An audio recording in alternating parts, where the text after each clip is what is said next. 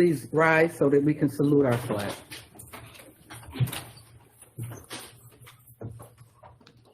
I pledge allegiance to the flag of the United States of America and to the republic for which it stands, one nation, under God, indivisible, with liberty and justice for all.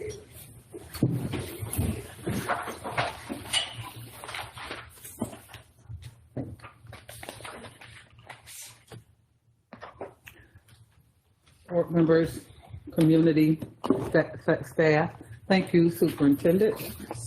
The purpose of this meeting is for the board to discuss and take action regarding the superintendent's goals for the 2023-24 school year and consider and take action on an amendment to the superintendent's contract of employment. The board reserves the ability to go into executive session for an appropriate purpose, if so needed. So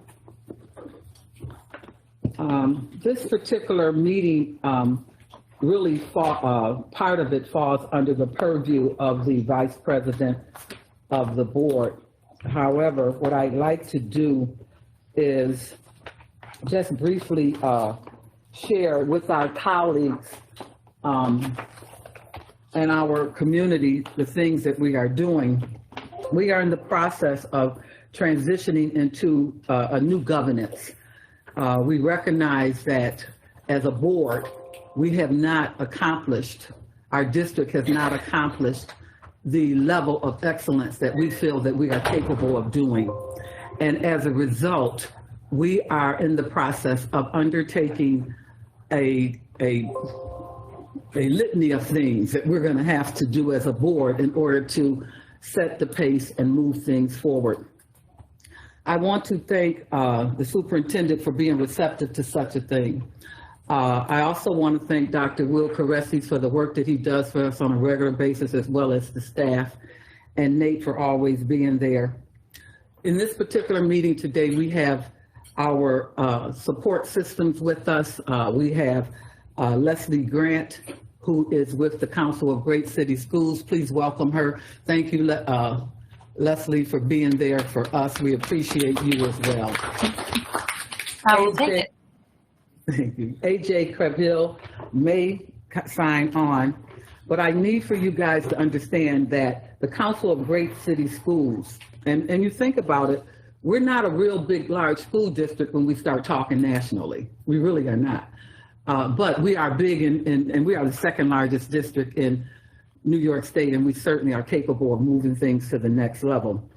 And this past winter, we went through a retreat, and had I known at the time that this book was going to be released during our retreat, I think we would have done it in a more grander way, because the work that Ray Hart, who is over the Council of Great City Schools, and AJ are doing,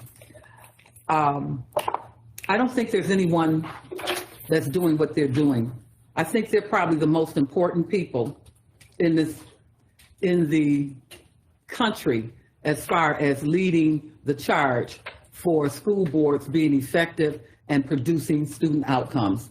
And this particular book that we all have, great on their behalf, I'd just like to read briefly a short little paragraph that talks about step one, which is the focused mindset. And then I'm going to turn it over to our Vice President, Dr. Kathy Evans Brown, to handle this part of the meeting.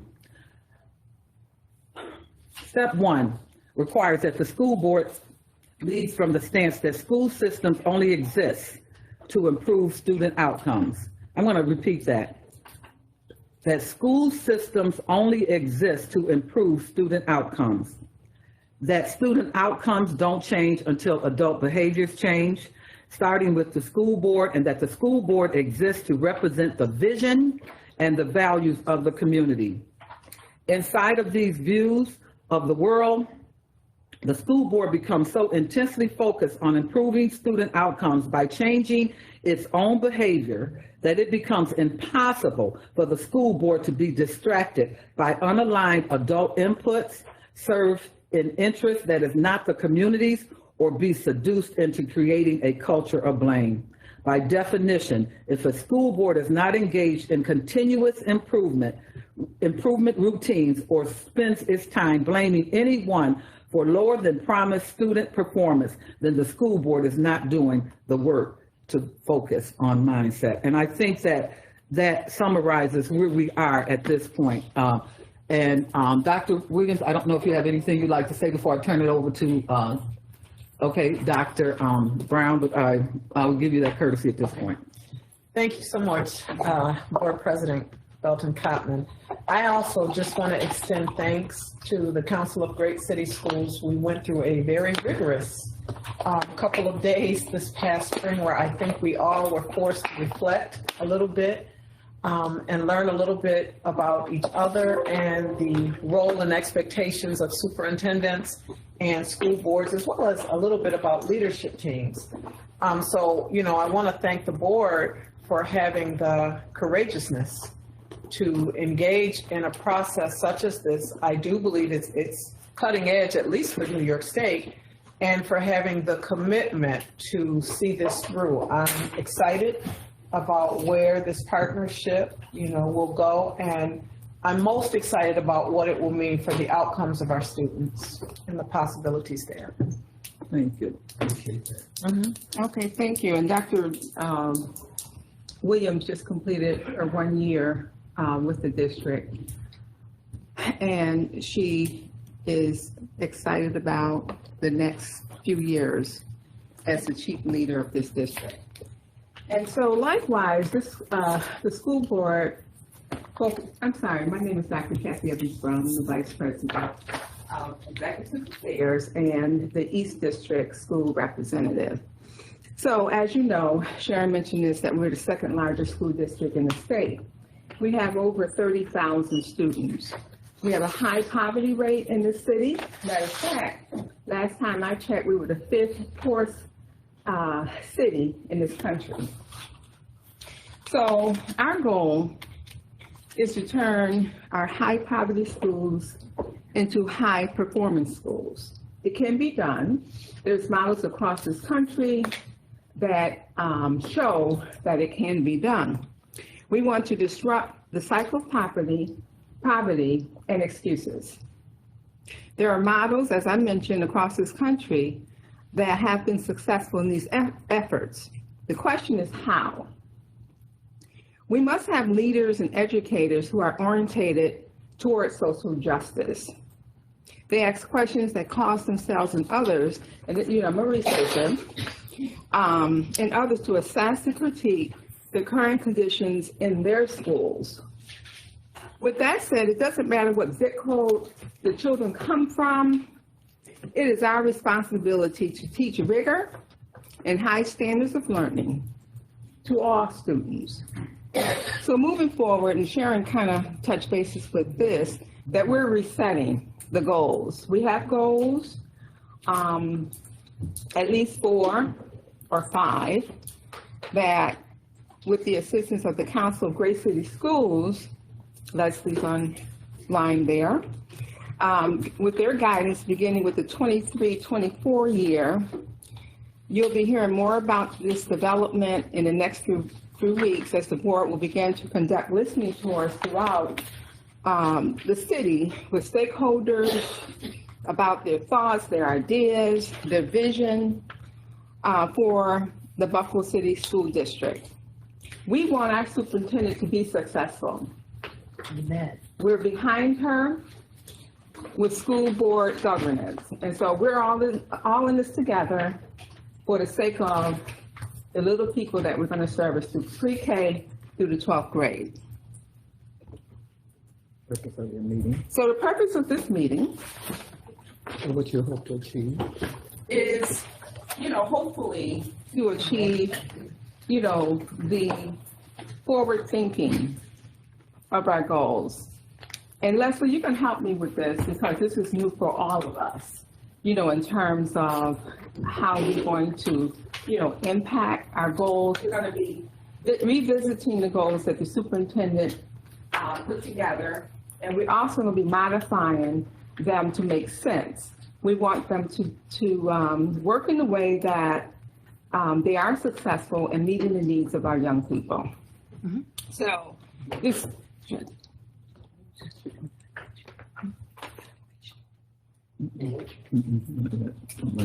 Okay, and so, you know, as I mentioned, part of setting goals is what the community wants. Every parent wants their child to succeed. Community, businesses, stakeholders, etc., need to be involved also. I know that Dr. Williams did some listening tours last year when she was, were you the interim then? I was. She was the interim superintendent, and she went on in every facet of the city and talked with, you know, various groups of stakeholders, including parents, business people, directors and leaders, et cetera, et cetera. And so she devised a document, a living document, Equity for All in all that we do, with goals and guardrails. And so we'll be using this document as a point of departure, a framework, if you will, to solidify some real goals and guardrails, because the guardrails come from the board. Anything else you want to add, Leslie, to that? Not add to that, but I just wanted to see, what I would love to do is just pick it up and sort of guide us through what we need to accomplish today based on our conversation we had last week. Okay. And thank you all very much. We really appreciate your leadership, President Belton Cotman, in getting your district started with this, and each and every one of you for participating so far in what is the very beginning of a very long process. Didn't get here overnight, going to take a while to get somewhere different if that's where you want to go. So to date, appreciate your commitment to this work. What we are trying to do today in this meeting is to give the board an opportunity to settle on goals that you want to evaluate your superintendent on for this next year.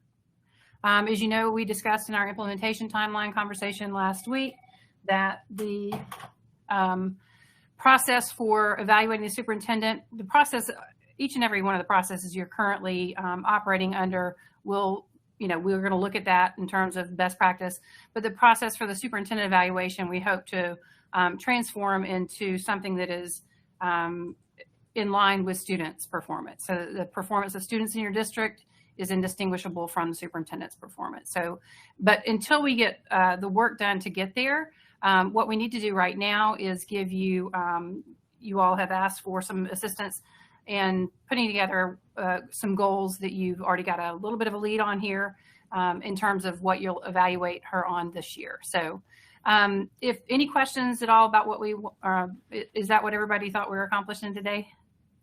Yeah, Yes. on target with that. Okay. All right. Very good.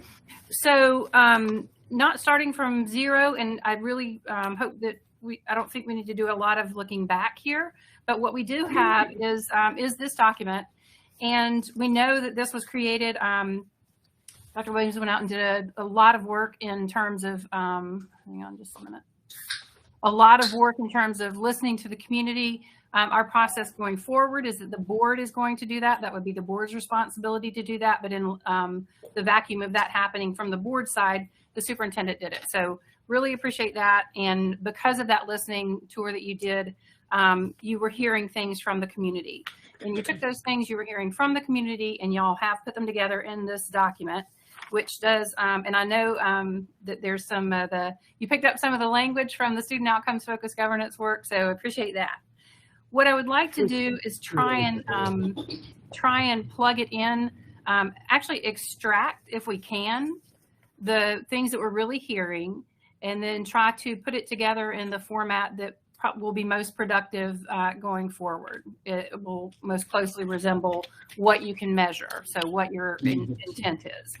And I'll start with the first one and just the goal. And if y'all want to, if you need to back up on this process or not, need to take a break, just let me know. But what I see here is you have 5 goals. And I am, actually considering the goal to be what is written below. There's a title, so eliminate opportunity and achievement gaps, goal 1. I'm actually taking the specific goal as what you've written below. The percentage of third grade students proficient in reading on the New York State ELA test. So that would be what we're calling goal number 1, and that's a literacy goal, correct? Yes. Okay. I want to skip down to goal number 2.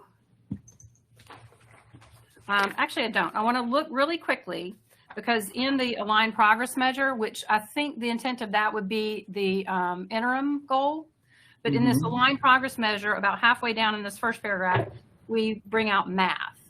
And so I just want to see, is the board's, are you taking your temperature? Do you want to set a math goal for this year?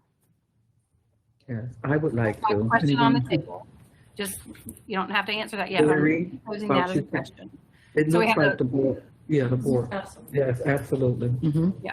Okay. So we have reading. We've got the question about, do we want to set a math goal? And then when we look at goal 2, which is the gold color,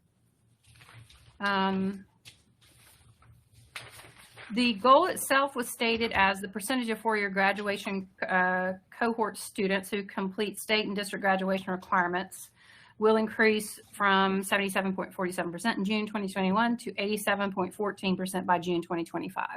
So that, to me, says that you want something around graduation, around success after the 12 years you've spent in BPS. Correct? Correct.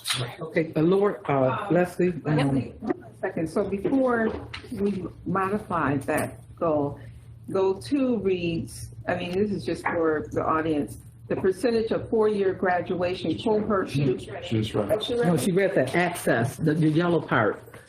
And she read the goal. Access to educational excellence, accelerated learning, enhanced operations, and facilities maximization is goal number 2. Because we have people that are listening in, they don't necessarily have the flyer in front of them. So if we can read, you know, the colored highlights first before you start talking about them is what I'm asking. Okay, but I need y'all to Yeah. explain to me how that relates to the goal, actually. Well, that's a conversation, but the issue here is that we have people who are viewing and they don't have this document. So I just want to make sure that they know what we're talking about. Yes, Ann?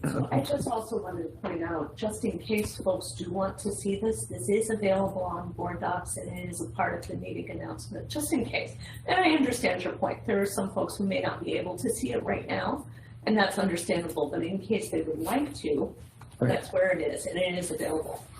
So Leslie, respectfully, I wasn't trying to interrupt you. I was just trying to make sure that our listening audience knows what you're talking about, because we went right into it. But, you know, if they have this document, if they're looking at it, you know, they see that it is listed as number 2. And you're right, we do need to have a conversation about that. Yeah, so I think, again, if we're going to say the goal is, you stated it in terms of a SMART goal, and that's kind of one of the non-starters, is that we are moving towards only having SMART goals. Because value statements, I would consider the first piece to be a collection of value statements, maybe. We want children to have access to educational excellence. We want them to have accelerated learning. That would be some value statements. Those don't translate to me and the work that we're doing as a goal. So there's no start in way to get there. Okay, thank you. So just what I want to just right now focus on, and then we can come back to that, but what I want to focus on is pulling out what the board intends for the superintendent to accomplish this year. Okay. Thank you. And so if there's another way to get to that, and I'm open to this, I just wanted to take what I could out of this paper that we started with first. Okay. So again, the goals that you have down, one, we have literacy, one, we have numeracy, and then the third was around our graduation, right? Something about success through at the end of 12 years. Now the third and fourth appear to be identical. If there's anybody wants to add a little bit about, you know, is there something I'm not seeing? Those two seem to be exactly identical, except for 4 has a few more of these progress measures. So prioritizing safety, security, and wellness. Go to the goal itself, though. The goal should read. That's smart. Number long-term out-of-school suspensions will decrease from 1,212 as of June 20 to 1,072 as of June 25. And then go forward. They're very similar. Mhm. They're exactly the same. Numbers and everything. But there are more aligned progress measures, I believe, under the amplifying all voices and cultivating trust. So there's a way that we could select one of the ones that is not identical to the value statement in number 3.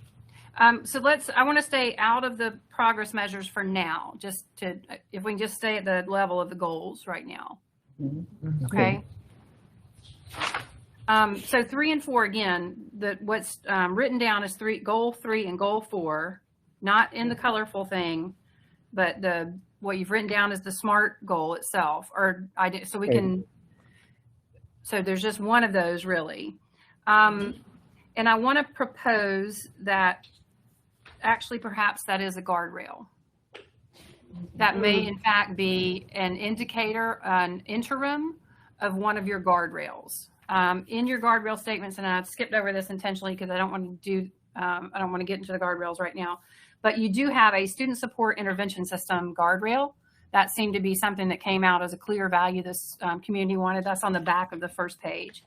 And so I'm suggesting that perhaps this, if you wanted to track the long-term out-of-school suspensions, that would be an indicator, an interim for one of your guardrails. Makes sense. Okay. And then we had a conversation this morning with AJ in terms of that. I'll come back to that. But any heartburn about moving that out right now? None here. All hearts and minds? Okay. All right, now goal 5, it's about partnerships here. The goal itself is stated as a participation goal in extended learning time and summer enrichment programs. And that is about a participation piece. And I'm again wondering if, is the intent of this to ensure that we have, back to the guardrail page, that the community partnerships are being utilized? And is that the intent of this? Or is there a specific outcome? And again, the goals that we want you to set are only about student outcomes. Is there a specific outcome that you were trying to get to in terms of students and their extended learning time? And I'm maybe suggesting that that is an interim guardrail or goal. So my understanding when we did this is that our goal was not to try to have student loss, learning loss during the summer. And so that's what the ultimate purpose was. That was how I understood it. Is that right? That's correct. Okay, and so that's the learning loss piece was the issue with that, particularly coming off of COVID. Okay. The way that I read it is we're trying to make sure that more students participate in these, but for me, a goal would be their participation. What is the result of that participation? You know, what are the outcomes of that? So I see this as maybe the beginning of the goal, you know, like an objective to get more students in, but the goal is to, you know, measure the learning loss and where we were and where they are now. And I'm not sure how to word that, but I feel like this is kind of, I don't know. I feel like I want the measurable. This is what we're supposed to be doing, is getting more kids into the programs. And with that, what is the goal? Am I off base on that, Leslie? So I think, again, in terms of a student outcome, what do you want students to know or be able to do? Just really keep that in term, right? That's the only thing we want to concentrate on for a student outcome goal, what we want students to know or be able to do. And so does this seem like something you want students to know or be able to do? The way it's currently written feels like you want them to show up. So I would really shy away from any kind of participation or attendance as a goal. That's not an outcome, that's an input. That's already a given. Can I Go just, ahead. Sure. And so I believe it's more of like an initiative. Our goal is to increase literacy, increase numeracy, results on those standardized assessments, and to improve graduation rate. If we have an initiative that we're providing more access for our students, our English language learners, or just extended school time, after school time, summer enrichment, then it would be an initiative that's helping us reach those first three goals that we just discussed. So I don't know if it maybe needs to be worded more, again, like a guardrail. Yeah, that's what I heard. So, yep, Ann? I just wanted to ask the question is, what do you want to see students be able to do as an outcome of extended learning time? Right. And that feeds right into academic achievement. So the literacy and numeracy. Exactly, or if we have X number of students who are below a benchmark or below a level that we're trying to measure, we want to see that if they participate in extended learning time in summer enrichment program, we have a certain percentage who then come up to level. That's how we're looking at it. Would that be accurate?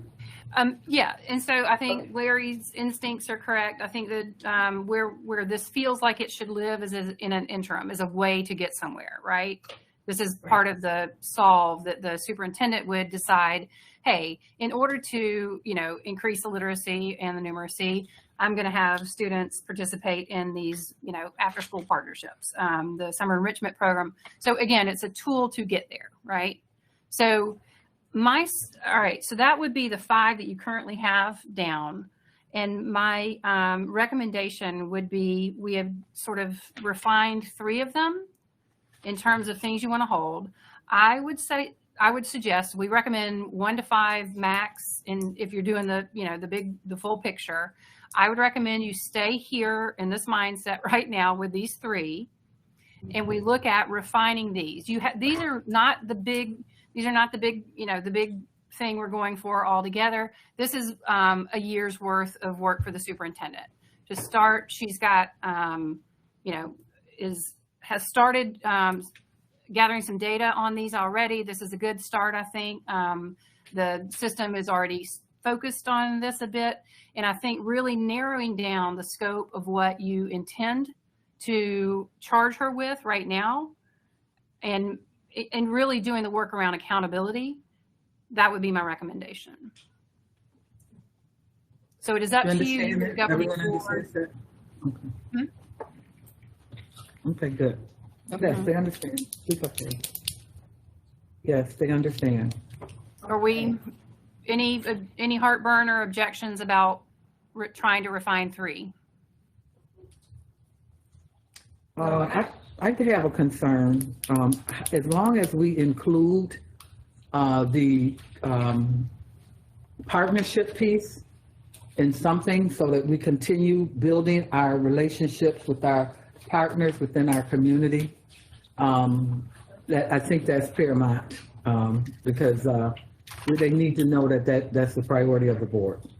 So that probably should come in guardrail, right, as an operational action that occurs to do that. And it would be an expectation. And this is something I just want to say here, and I can remind you every time we meet 5 times. Because you are setting something out, or because you are pulling something out and establishing it as a, this is a, house on fire priority. That's what we're trying to get you to do. These are wildly important goals. These are the things that unless they happen, unless the community sees these things happening, you're not moving forward. That does not mean for 1 second that every other thing that needs to happen to get this system straightened, rolling in line to accomplish those goals isn't going to happen. But that is the superintendent's purview of how she's going to align how she's going to align the departments, how she's going to align her resources, how she's going to align everything to make these goals happen. So I just want to, I know that it happens frequently that there's a panic that, oh, well, nobody's going to care about buses anymore if we, choose these things. So I just want to put that out there for yourselves, for the community. I'm happy to remind you about that as much as you need. But partnerships are going to be an integral part of getting this work done. And so, yeah, and so I just wanted to say that in terms of that. Any heartburn about having 3 goals: literacy, numeracy, and the getting to 12th grade successfully and out the door? No, that's a good start. And, you know, I have to go back and acknowledge the fact that Dr. Williams and Dr. Rivera took a stab at this last year in October, and it was presented. This is probably the first time since I've been on the board that we have had some tangible goals and are now moving forward with them, that it will make sense and it's doable. Yeah. Yeah. Yeah. And you know, like we said, the fewer you have does not mean the fewer things you care about. It means you care about those things more. And so the fewer things that you charge her with doing right now, the more intensely she can focus on those, and the outcome of the likelihood of that outcome happening is greater. So you are, by holding yourselves tight on this and saying, this is good, we'll do this right now, gives her the intentionality and the resources to concentrate on those things this year. Again, this is great. The first time it's kind of this sort of cart before the horse process of doing this little mini setting. We will be coming back and doing this, you know, in a different way. But I do hope, you know, maybe you will take it forward that having a smaller number is there's really power in that. So anyway, all right. So what I would like you to do is think about these goals now. For the literacy goal, the way that it is written now is you're talking about a percentage of 3rd grade students. So the entire 3rd grade class, right? You want them to show proficiency. And you've given a measure by which you're going to measure that, the New York State ELA test. So that's a summative test, end of the year. Correct? Yes. Right. So, all right. So I'm going to ask you a couple of questions, and I'm just throwing this out there. You have the title of this document and the top guardrail you have both include the word equitable. And that's something that's so fun. Everybody throws it around and, you know, equity. What are you going to do about it? So my question to you would be to think about this goal. And is there a way, and again, nothing is not going to be done because you choose to focus on something. The tighter you focus on something, the more likelihood of it being done. Is there a way that you could focus this on a population of the 3rd grade students? The economically disadvantaged, the free and reduced lunch population, the, children of color who traditionally have been underserved for many reasons. So if there is I would like you to have a conversation about that as a board, and then also in terms of growth instead of proficiency. A proficiency goal is we want students to be, you know, like here. And so if your goal is the whole population, you want everybody to be here, getting the students who are, you know, 2 or 3 grades behind caught up, is that your priority? Should it be your priority, or do you just want to move everybody up? So I need y'all to talk amongst yourselves a little bit about that. Okay, so you want us to do that now? Yep. Okay. So who want to be first? Who wants to talk about the population of students? And that's a mouthful because we do have, you know, children of color. We have kids who are 2 or 3 grades behind, maybe 1. So we're looking, you know, we have a number of kids who are proficient, because the way this reads, that the percentage of 3rd grade students proficient in reading. What about the ones who are not proficient, for example?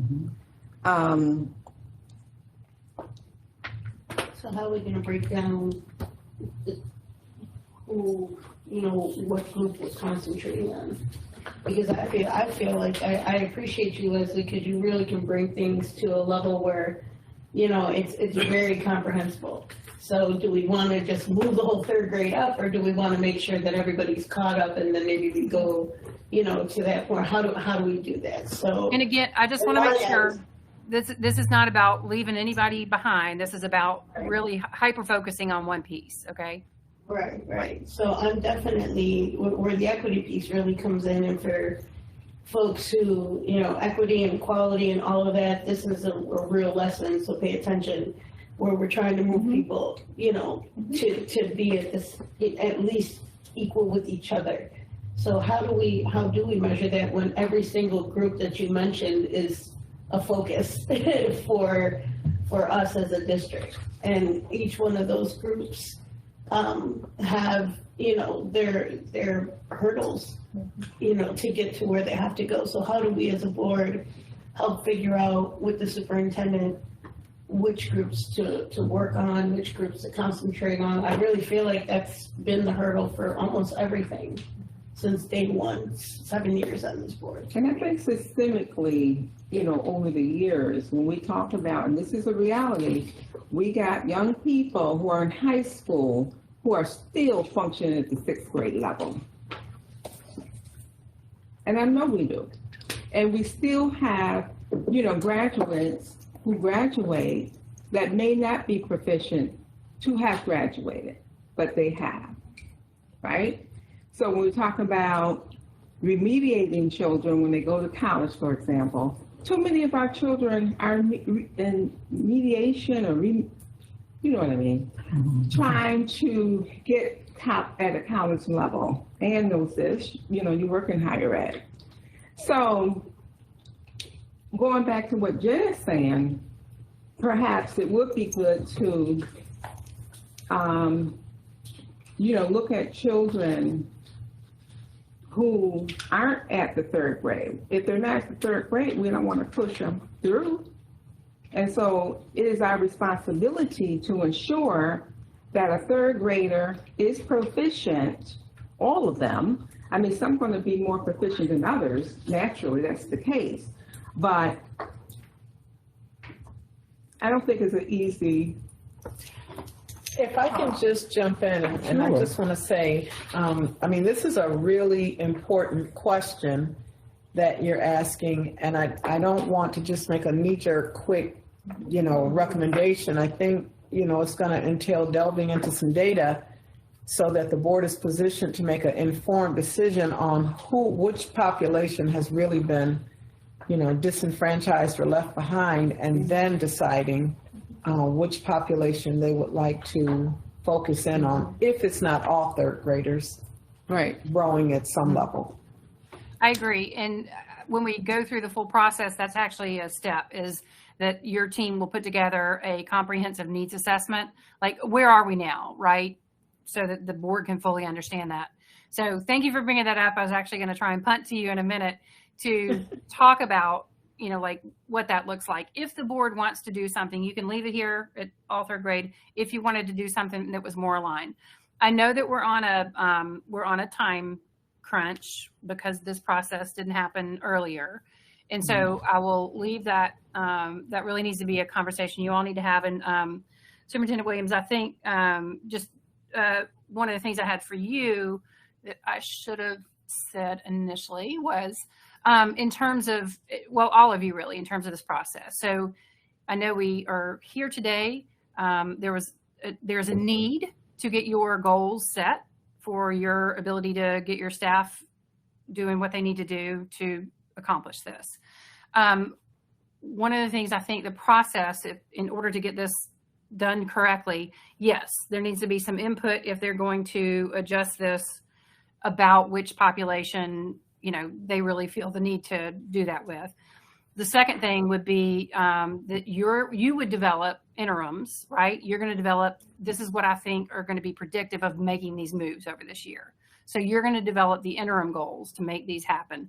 And I appreciate you have a lot here on these aligned progress measures. I would recommend paring everything back to no more than 3 things you think are really going to, move these. You're going to be doing other stuff clearly at the district level, but in terms of what you're reporting back to the board on, so we're going to report back to the board periodically on, like, here's what we're doing you've got your formative data that you're getting back through the year.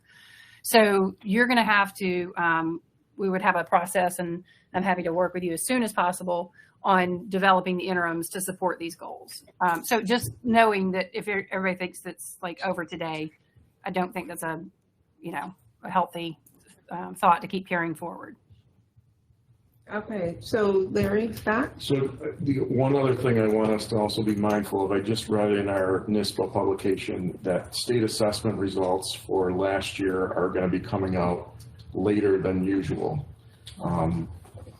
well after the school year starts, and they're changing cut scores, which determines which students are proficient and not proficient.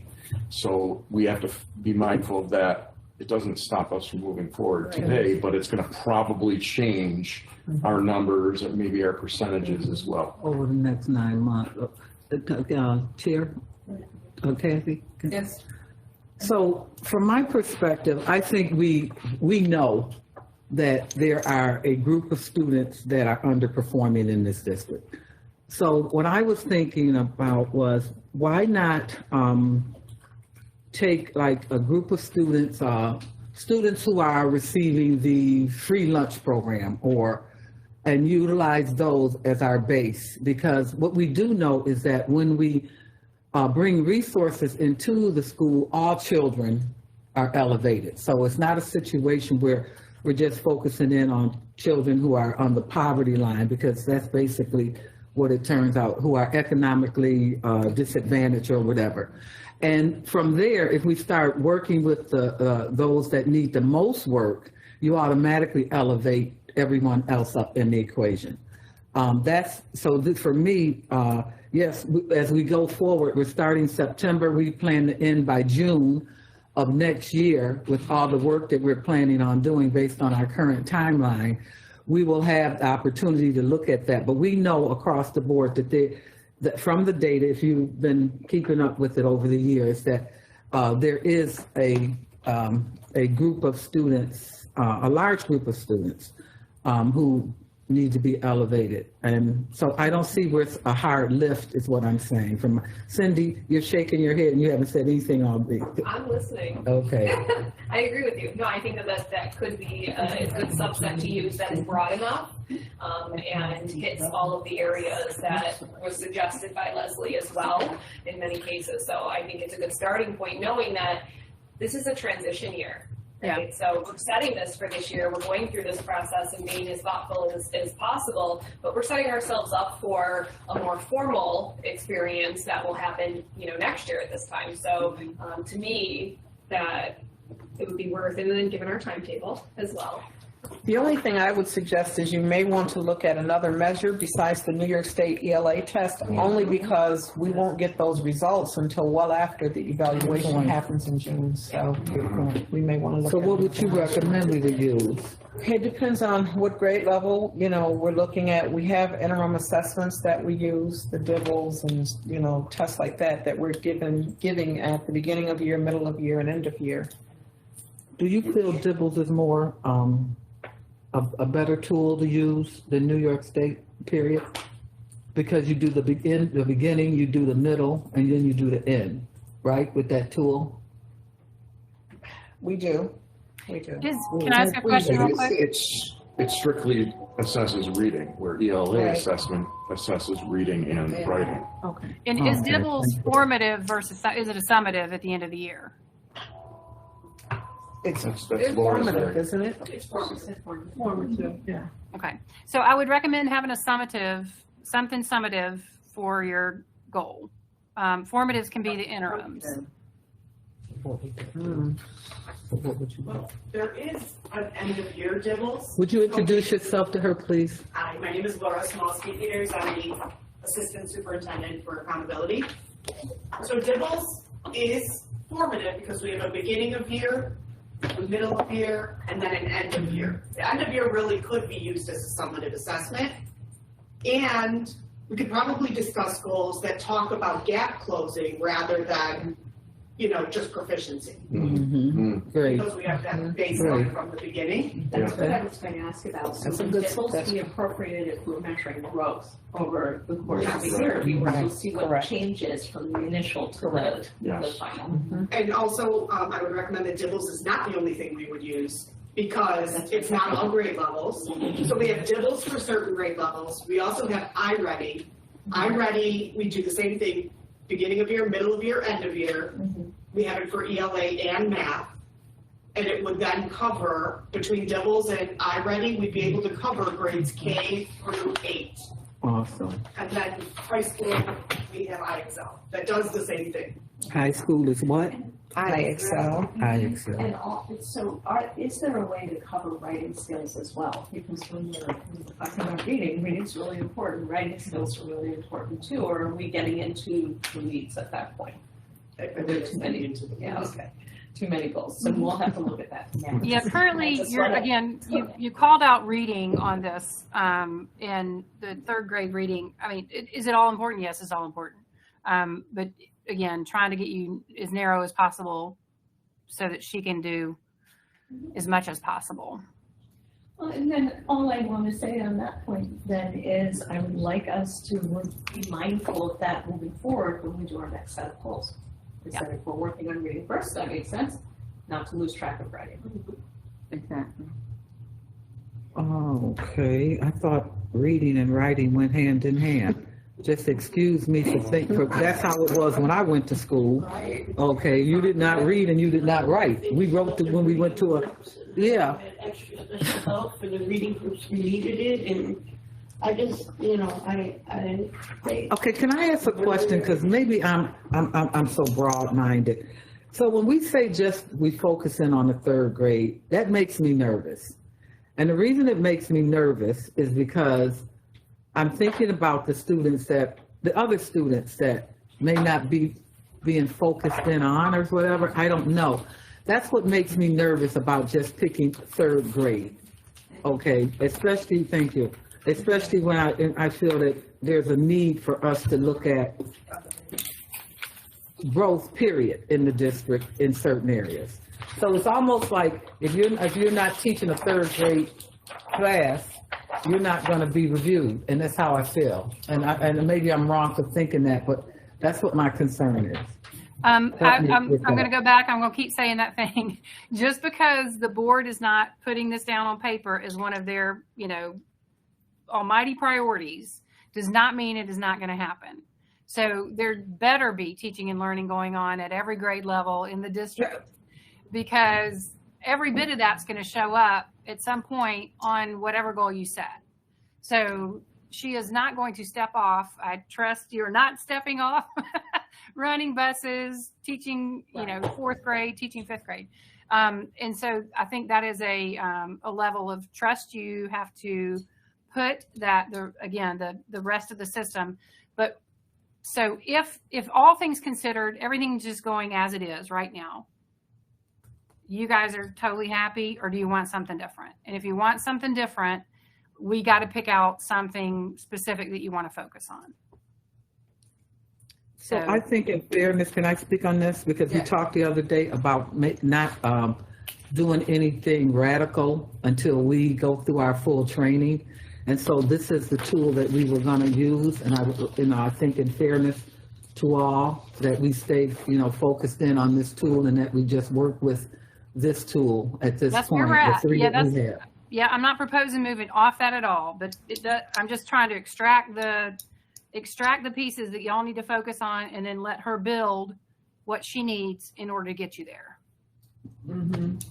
I agree. Okay, so what does that look like? Is that a guardrail? Is that what we're talking about? I need y'all to focus on this reading goal. The goal, okay. Yeah. Yep. So if you can help focus on the reading goal. If you want to leave the reading goal as it is, we still need Try this, Cindy. we need beginning data. If you want to tailor it in some way, incorporate some more equity. Okay, so let's try to come up with a goal that we all agree on. Okay, so do we want to focus in on the third grade? Or do we want to focus? Yes. So do you want to leave it just at third grade? Yes. Yes, Okay, for now. So we have that for now. are you in agreement that we should look at a group of students? Okay, do you, Gotta look at the population. do you agree that a population of students that get the reduced and free lunch or Economically disadvantaged. economically disadvantaged? What do we, and how do we define economically disadvantaged? Well, that's free and. Free lunch. And it really, that's a large, it's about, That There's- eliminates nobody, because most of our. Yeah, That's true. We gotta get a little more than that. more, what's the answer? How do we determine which students are economically disadvantaged or our percentage? There's two different, so there's two different things I think we're using interchangeably, free and reduced lunch and economically disadvantaged. Economically disadvantaged is a definition that comes down From the from, parents. yes, so that's just like based on income level. But then you have free and reduced lunch, which takes that into consideration, but there's other factors that would provide a child with free and reduced lunch. And if this makes the conversation easier, economically disadvantaged, we know now. I can tell you what the percentage of economically disadvantaged students is. Free and reduced, we really don't get a good handle on till the end of October because it involves certification through Medicaid and the state So that's too and much. other things that we need to process. It takes a couple months to process before we really get a good handle on who all of those students are. Okay, so, okay, I think. So are you, saying that, I thought I heard you say you had the numbers now? For economically disadvantaged. Let's look at that. Okay, so yeah, I would support that. Do you guys like that? Yes, so my question is, when you say economically disadvantaged, when we have such a transient population, right, and we're not really sure of what incomes are or who's, it's hard to get a hold of people, and those are the children that we really need to focus on, are the ones that we really don't have all the data on. So how do we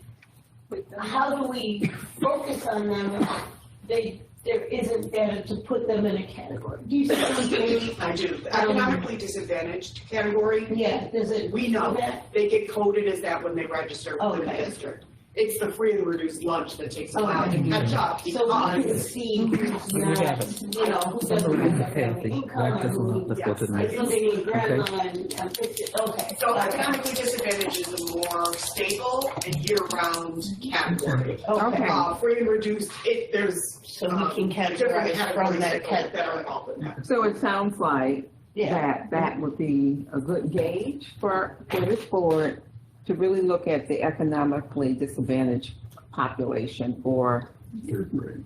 third grade for goal 1. Okay.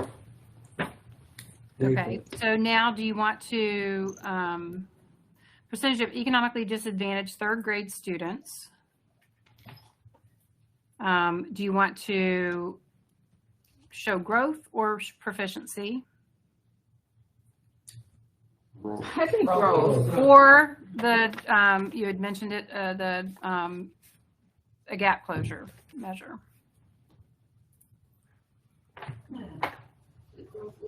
So can I ask a question about that gap? Because we have children that are very transient, a large population of our children.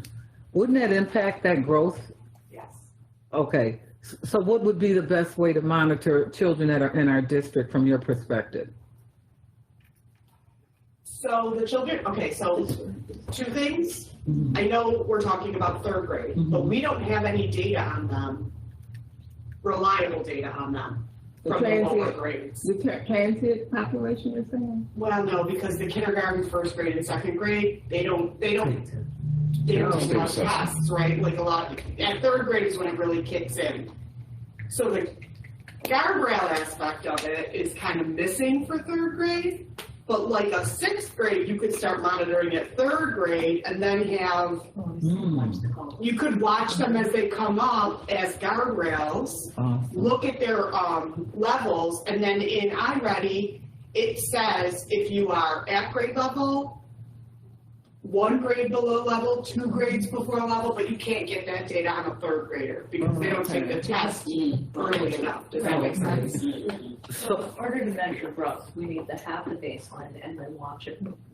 So the baseline would be 6th grade and we would watch it from there? Is that what, no? I think it might be worth having a discussion to move the goal to a later grade, and then you would have guardrails in the lower grades where you're collecting data.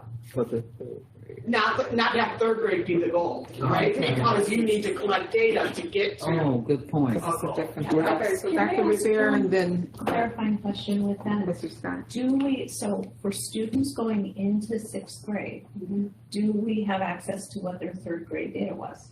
Yes. So we can measure it now. Yes, the Okay. only caveat we have is the tests have changed. So Okay. for example, Dibbles used to be Dibbles Next, and now I think it's Dibbles 8 where it's reversed. So it might not be, it might be apples and oranges. Okay. And we've only had iReady for, this will be our third year, maybe fourth for math, we had it a year earlier for math. So as long as those tests stay stable, yes, we have that, but then we can also factor in their state test levels as well. So I just have one wonder. We've already identified third grade was the year. So we started a lot of work with this year's first graders because we said by 2025 is when we will be measuring them. So for this year, we've poured a lot into the Orton Gillingham piece for first graders. We made sure that they did summer programming for our first graders, hoping that we could continuously measure them so that by third grade, the proficiency piece would be there. So it would just abandon us doing what, No, I don't some want of to do that. I'm just worried about data. Yeah, Because right. with Orton Gillingham and that, we just don't have a lot on those Right. little, but maybe guardrails could be the higher grades to make sure they're keeping up with that progress. Okay. So it was in my committee last year where we looked at beginning, middle of the year, end of the year data. And it was, when Ann did the presentations, Ann Botticelli, she did pre-K, kindergarten, first grade, second grade, third grade, I believe. And she was using Dibbles and or iReady. She's using iStation for pre-K, which I don't think we can use anymore, which is a whole separate thing. We have to do something different. But for K 1 and 2, she's using Dibbles, I believe, and iReady kicks in at third. So because we were looking at data and we were seeing where there was growth and where there wasn't. So to me, that was pretty reliable data. That's what we were, that's how we were measuring. Yeah. That's a good point. Okay, Missy? So Missy, I'm concerned because I know it's broad, but our students and just measuring according to tests is not what our students, that's not how you measure a whole child. And this whole child approach that we are doing, that we're consciously doing, but we're spending so much time and energy right now concentrating on tests and the data around numbers and tests. I'm looking to see where the measuring aspects are when it comes to, I don't know, behaviors and things like that affect a student in their learning. They can do great on the test, or they can be a great student and just have a bad day, and that test is going to reflect only that. So for me, I was digging the third grade piece only because it's measurable. Every class and every teacher knows that third grade is where, if you're a second grade teacher, you are truly preparing them for that third grade kind of deal. And then if you're a sixth grade teacher, you're like, okay, from third grade, now you're reflecting and trying to build off that. I get maybe fourth grade and fifth grade, but I feel like sixth grade was just way too late in the game to be making these, assessments. And I'd really like to dive into how do we measure, it's not an either or, it's how do we also measure all of the other components other than just pure data and testing.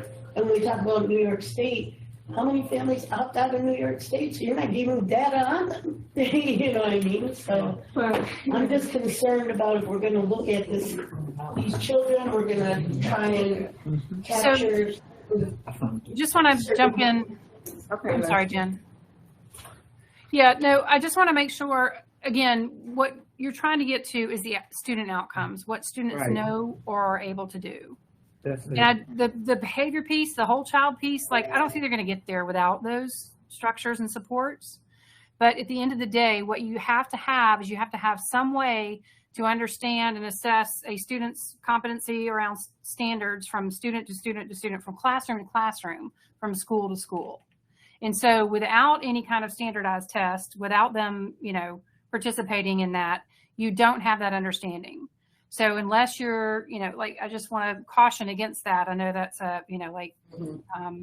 let's measure students another way. You can measure them any other way you want, but I think that the need for a standardized assessment about their proficiency around standards is very important. So I just want to make sure what y'all concentrate on is something that is, measures what your students, and if you're going for third grade, what do they know about reading? What are they able to do about reading, right? Like, so what do they know and able to do? Rather than how they're getting there. And again, those are supports that they're getting in order to be able to do that. And I don't, there's not anything that, can do, and parents who want to opt their kids out of the test. So anyway, Dr. Well, it Williams. looks like we've made some real, progress in a short period of time when we look at the goal for third graders, and we believe that the economically disadvantaged group will be the focus for growth. And, or do we say growth and efficiency, or growth? No, just growth. Growth. Okay, and so since the work has already been done, we should be okay because there's already work that she's doing in that. And you're comfortable with that, Dr. I am. Williams? Yeah. Okay, so she's comfortable with that. Yeah, Okay. especially with some of the data that was, presented throughout the year, and your student achievement. And, Dr. Williams talked about, some of the DIPLS assessments that's been going on with this group. So I think that we're in a good place. So I just want to get clear on this, though. The percentage of economically disadvantaged third grade students shall show, and then you need to have, we have to have a measure. So is that measure of growth grade level plus? Is it a grade level and a half? What is that measure of growth that you're looking for?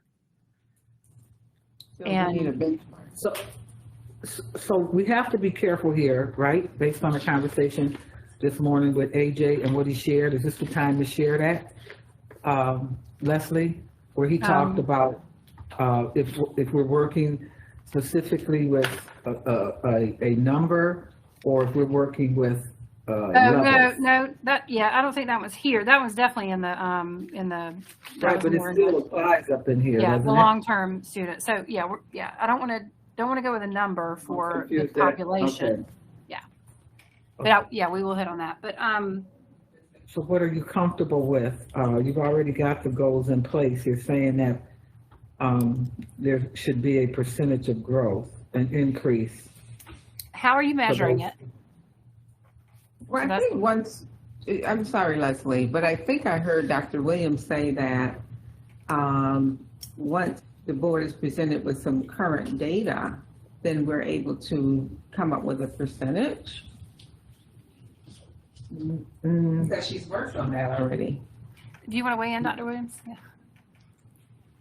So it depends, I guess, on, the specific assessment that we select. Because if we utilize like iReady, there is a beginning of year, which will show where the third graders are at the start of the school year. Then there's the middle of the year, and we're constantly collecting data all throughout the year. But then there is that end of the year assessment. And so if we determine how much growth we want to see, or how much of a gap we want to see closed, then we would be able to do that. But if we choose a New York State test, the data usually does not come back until October, sometimes even later. What would you think, what we're asking really here is what would be the percentage of growth that should be expected? So when we did this, we looked at 4%. And the board was comfortable with that. We wanted to see 4% growth over the years from 2023, 24, and 25. 1% each year? For each year.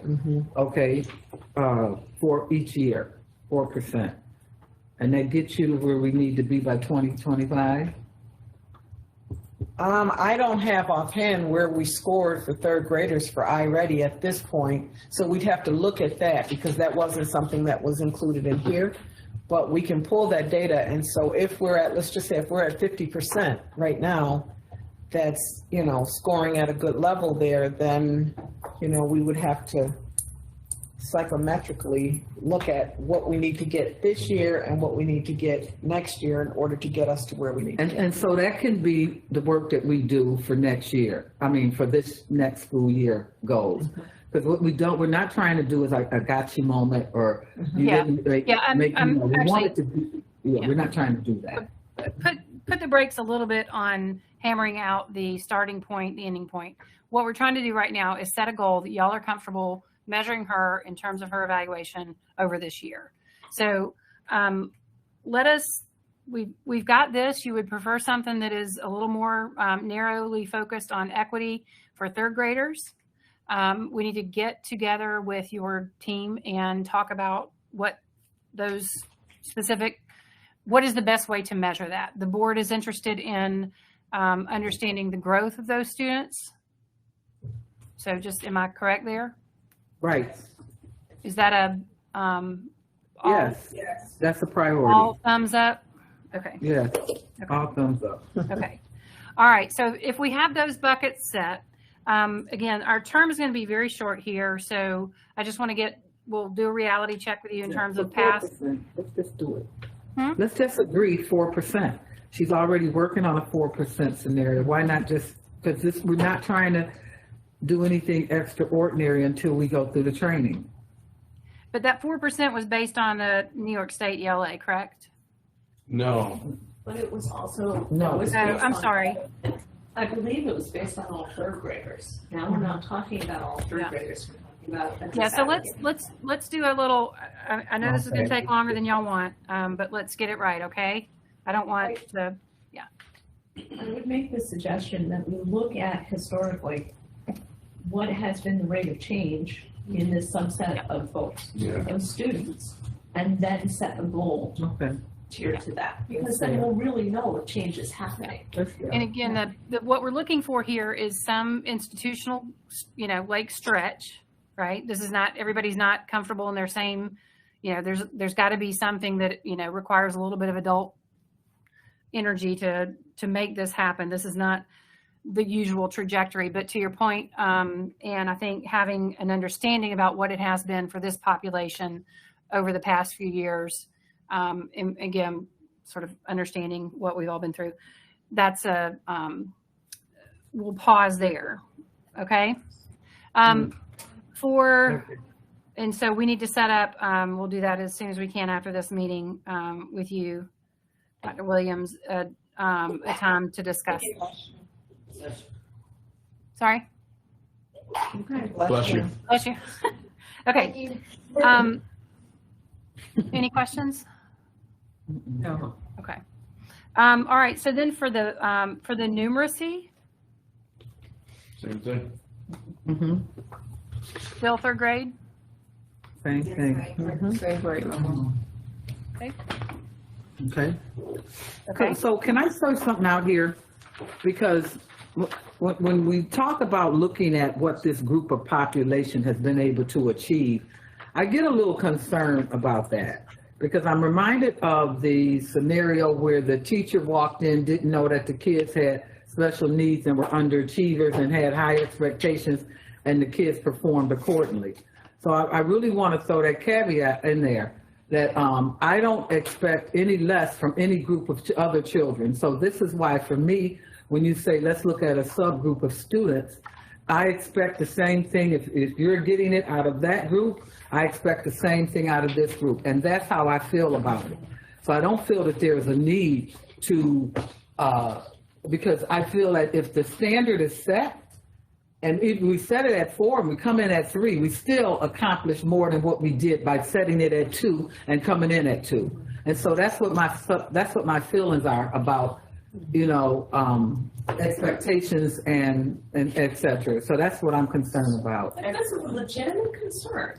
And expectations are important. I think that's part of why Leslie added stretch goals in here. Measuring the rate of change at 2% and saying we're going to stay at 2% is unacceptable. That's not what we're looking at. But we are looking at remediation. And we're looking at students learning.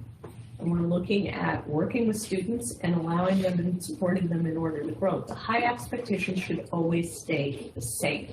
Should always stay the same. I agree with you on that. The question at hand, though, is what are those high expectations? So if we're not doing a standardized test and we're measuring a rate of change, we can set that rate of change at the high expectation level.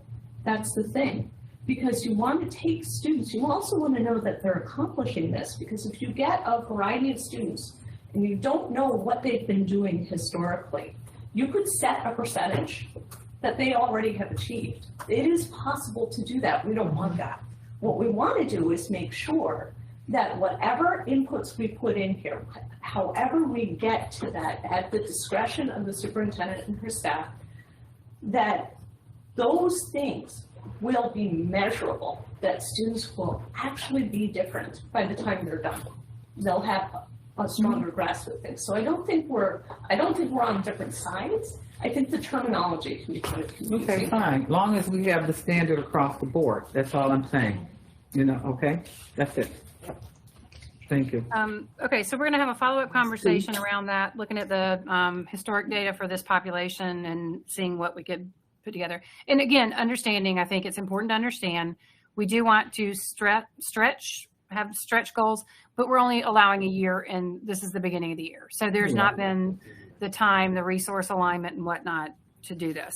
That will come, that will be part of the expectation when we do the full plan. All right, in terms, sorry. Yeah, two are done. All right, so in terms of the third and final, what do you want to see for the students who are graduating? Currently, you have this written as the percentage of four-year graduation cohort students who complete state and district graduation requirements. And I'm sorry I didn't have time to look into this enough. How closely aligned are those?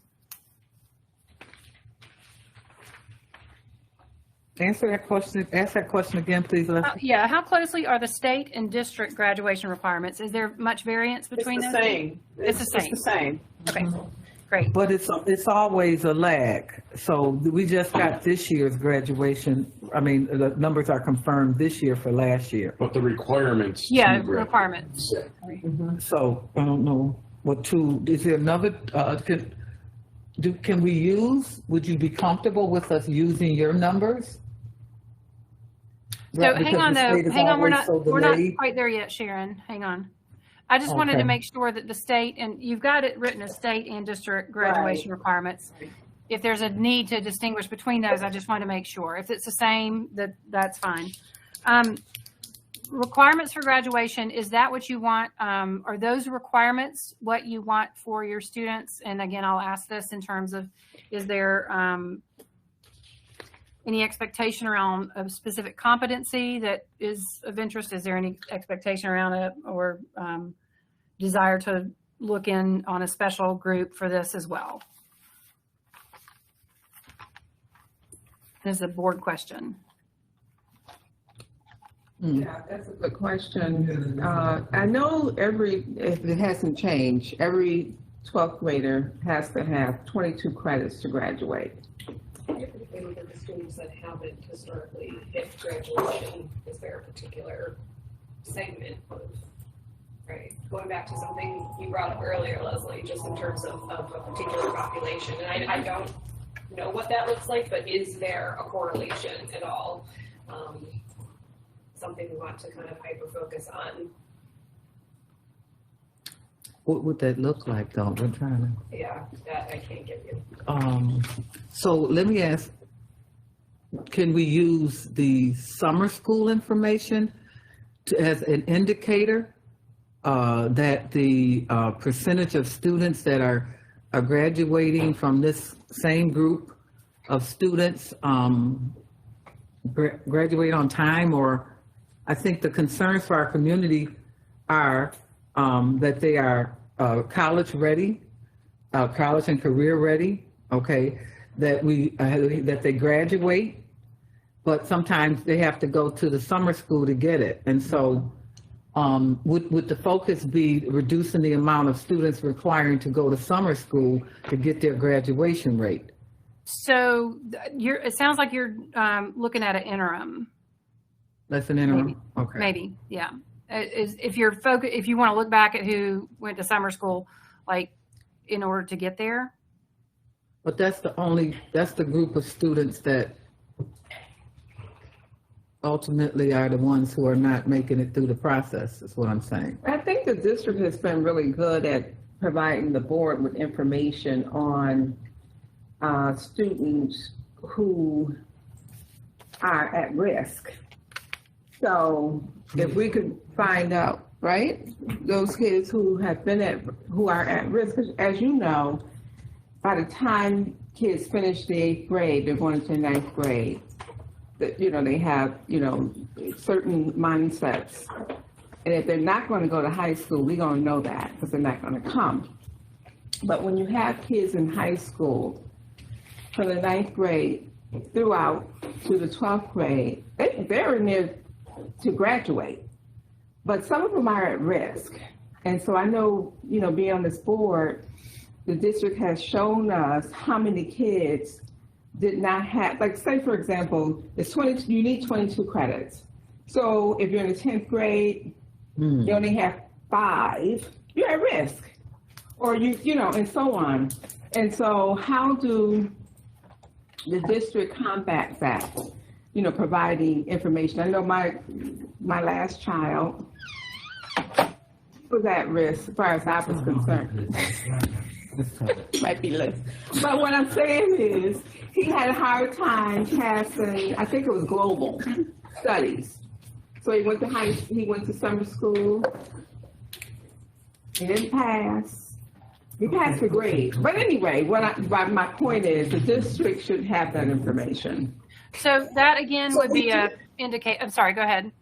We do have an early warning indicator system that identifies just those things where our OSA department is tracking certain indicators, and as students advance grade levels, there are more indicators, more responsibility and accountability for the students. So we could look at tracking indicators and ensuring, because the fewer at-risk indicators you have, the more likely you are to be positioned to graduate. But so my question would be, does the board want to concentrate that goal on college or high school graduation on at-risk students? Mm-hmm. Yeah. Yes, I would say yes. And the way we would determine at-risk students, could you define that for us? What are you using? You have a tool for that? So we have a system of gold, silver, bronze, Okay. based on how many warning indicators each student has. Okay. So there's, I think, 18 different indicators. Gold means you have 2 or less indicators. Silver, I believe, is less than 5, and then anything over that is bronze. So what we're discussing with principals all summer is how often you progress monitor the bronze indicators and what supports we have available to intervene as early as 2nd grade based on 2nd grade indicators to try to get them through to graduation. Wait a minute, you can go all the way back to 2nd grade? Yes, we have indicators for every grade level, starting with. Wow, That's good information. Okay, so Jen? So then that's getting back to the point I was making before, right? I'm not talking about, I get where Leslie's coming from, where you need to have the data in order to be able to measure. But I needed to know exactly what you just said, that there is a measurement system where the indicators are in place, and then you focus on those children and those supports are part of that process. So I wasn't getting that from the from what I was seeing before. I was just hearing the testing and the data.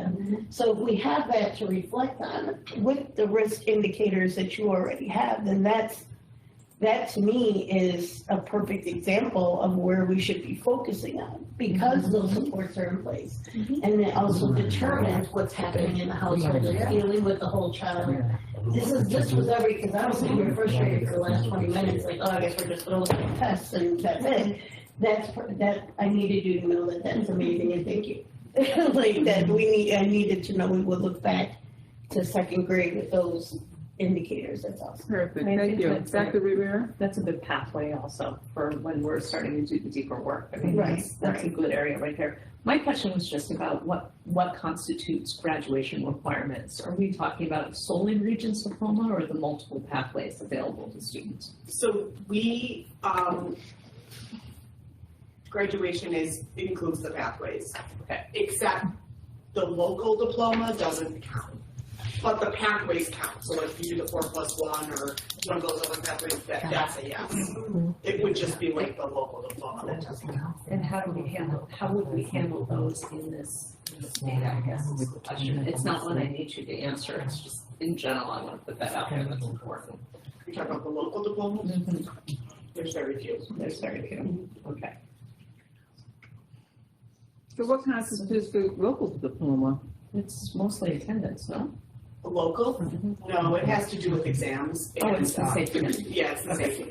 So we can't exclude children in this one, in this particular one, so we have to, so do those group of children also, is this risk indicator part of their portfolio too? The risk indicator is for every student in the district. We count everybody and look at everybody's risk indicators. I'm talking about graduation rate calculations. That's all I was asking about, so because the percentage depends on the graduation rate Yes. calculation. But the gold, silver, bronze is the whole district. That's something, that's why I said going forward, I think that's a really important indicator. The problem with some of the graduation requirements is when you're dealing with folks who may have issues ever getting to that standard. And there are ways in which that we can forget what their needs are and not necessarily meet that. And particularly when we're talking about special needs and we're talking about transition outcomes, because success then isn't necessarily measured exactly in that graduation, but in what their transition outcomes are. In other words, are they able to work? Are they able to have independent living skills? All of those pieces. I don't think that's something we can necessarily solve right now, but I need us to be aware of it when we're looking at what those measurements are and what those interventions are, because what we don't want to have is a situation where we're not aware of it and we're not thinking about what the supports for those folks are too, because then they get left out of the initiatives that are on the table. And it's a really critical piece to be mindful of. And I don't think it's something that most people know about graduation and how graduation works for various people. So how would we frame that? How would we frame that goal?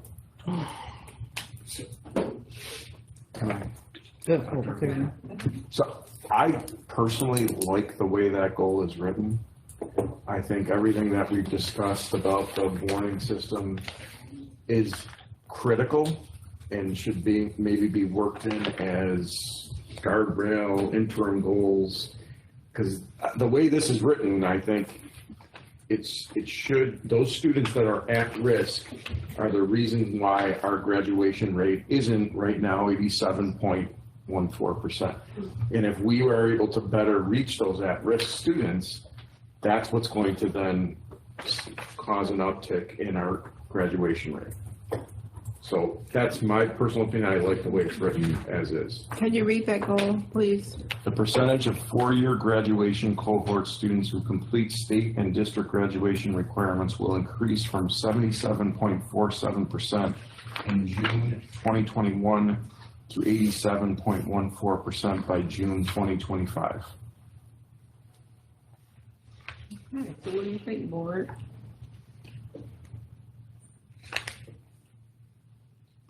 I would defer that to the superintendent. Does that work for you? That's your goal. Hang on, it's y'all's goal. No, the reason I'm asking is this is a one-year goal. Yeah. A stretch, that's. Okay, this That's is, 20 to 2025. right, no, this planning period is a 1-year period. When we start talking about, So we can just Our- talk about the number, because there's yeah, 83, we'll just lower it, because that is the. That's a that 1 year. huge stretch, yes. It would be the 83.79, that's how it would read. Oh, So I see. currently, just to get clear on this, currently the graduation rate last year was 80.57%. Laura, do you have that specific data? We just pulled it today. I didn't. So the unofficial graduation rate for this year is 79.1. And we talked about amending that.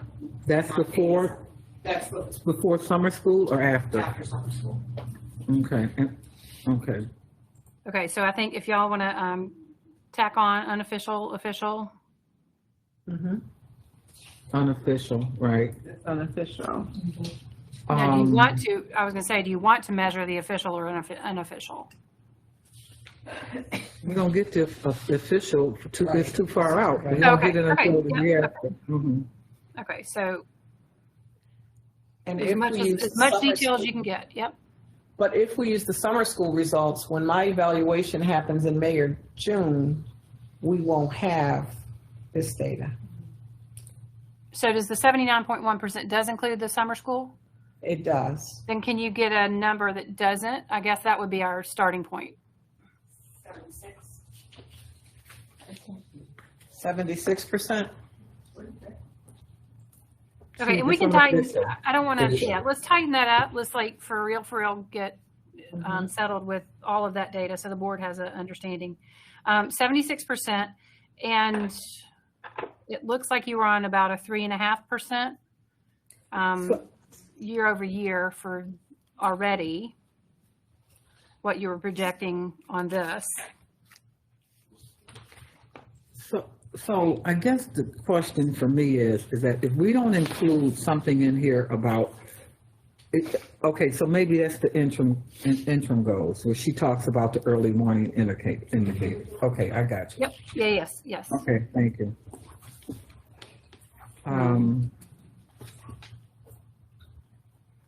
So just what I'm suggesting, and again, I would prefer to get a little more air in this thinking and tight on the numbers, but it looks to be about a 3.5% goal.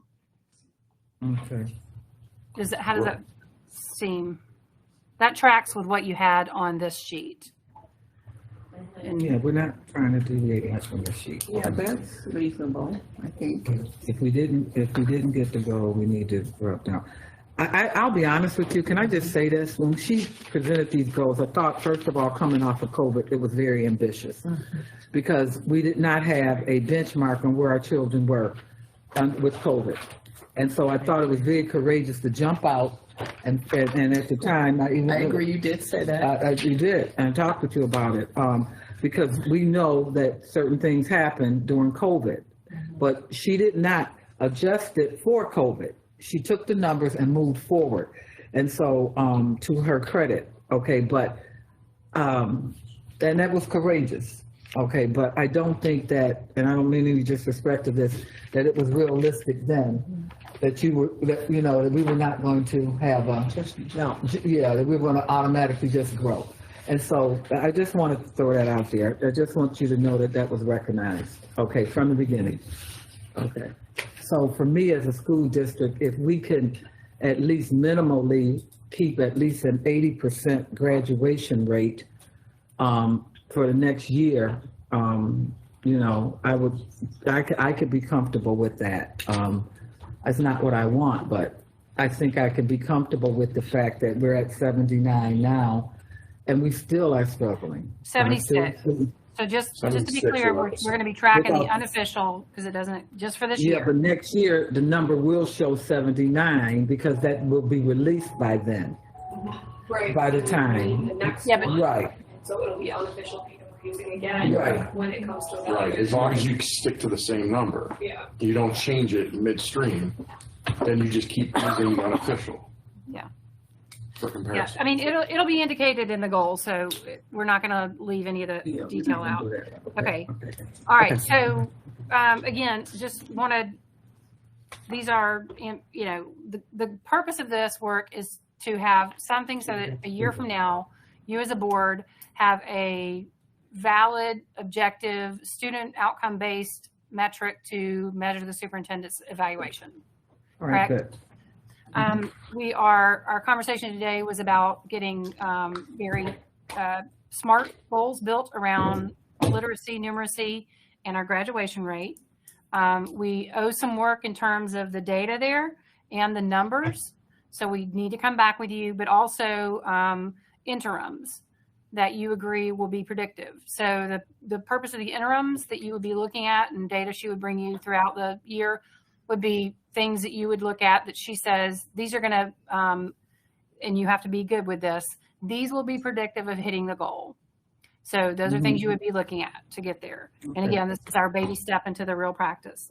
What I want to ask you now, and I will make my case again to be very, be succinct with this. It appears in terms of guardrails, do you feel that,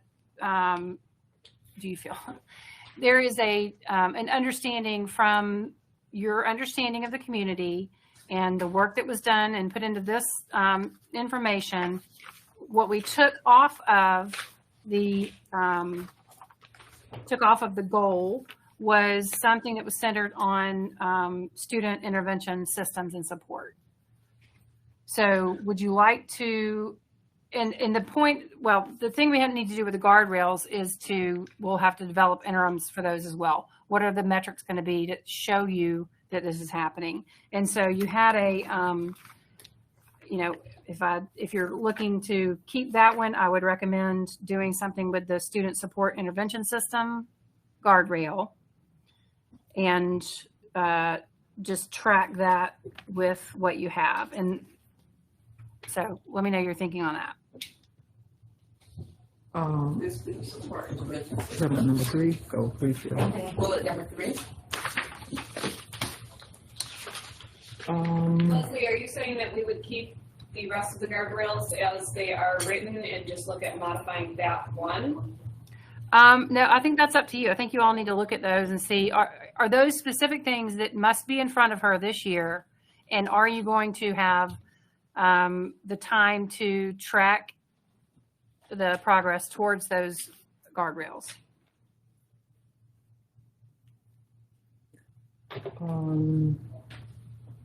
I think we need to reduce them. At least, I think we need to focus in. I think that we should focus in on the 3 goals and tying them into a guardrail. 3 guardrails. Guardrails. It's not that we're not going to look at this, but I think what's realistic is that if our priority is on, we're streamlining for the superintendent, that we streamline these guardrails as well. I need feedback on that, though. I just really look at them, how they're worded. The first 2 at least end up with directives. And So that's again, not good. the point of a guardrail, again, is to have an overarching value that you need protected. So in the first one, clearly, there's a desire to protect equity, and I think hitting these populations a little bit in the first 2 goals Does it? will help with that. But you've also pulled out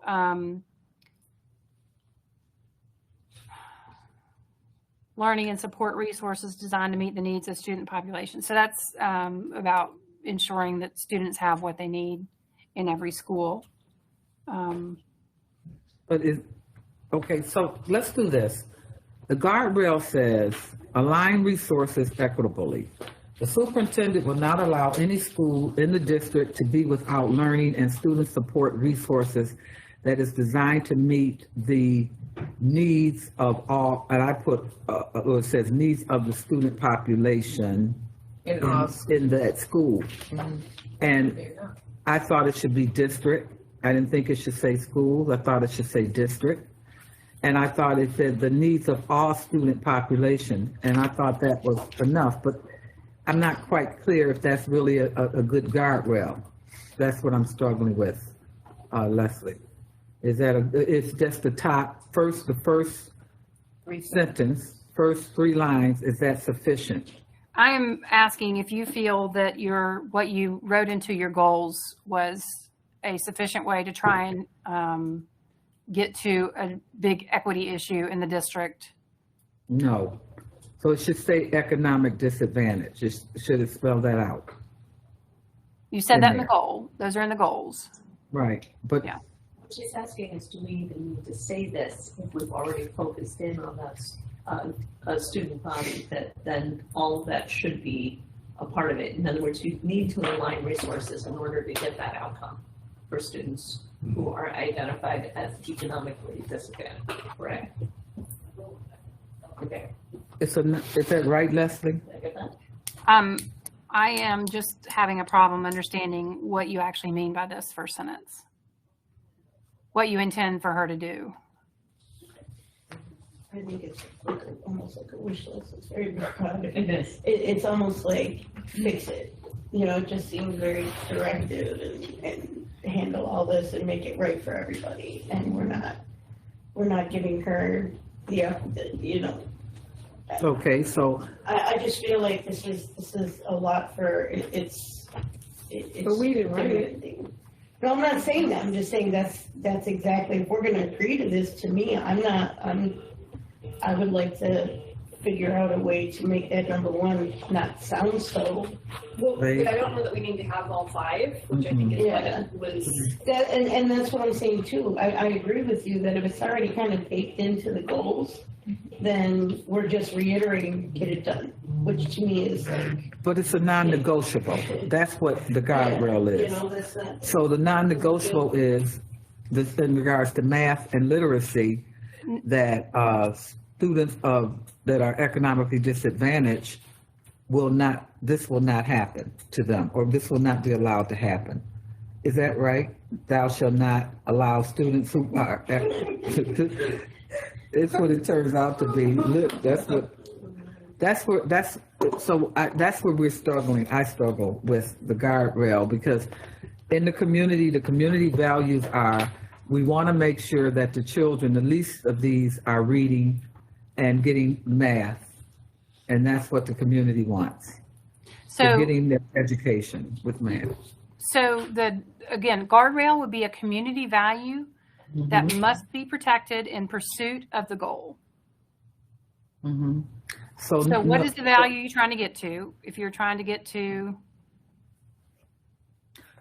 So no child who is economically disadvantaged, the superintendent will not allow any child who is economically disadvantaged to not read at least at level 2 or whatever. okay, but that's your goal. And I'm saying, so Yeah. is there Yeah, a that's not- value that has to be protected in pursuit of that goal? In pursuit of the goals you've laid out, is there a value that you must articulate need to be protected?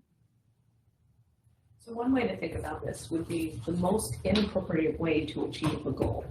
And what do we want to protect to make sure it doesn't, I'm not saying you do it, I'm just saying that's the way you conceive of it. And how does that align with the community values?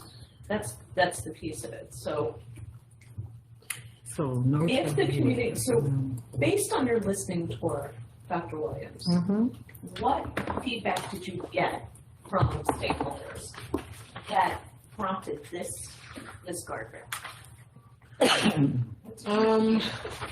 That instructional time in the classroom is valued, it's important, it needs to be maximized from the start of the bell till, the bell rings for students to change to the next subject.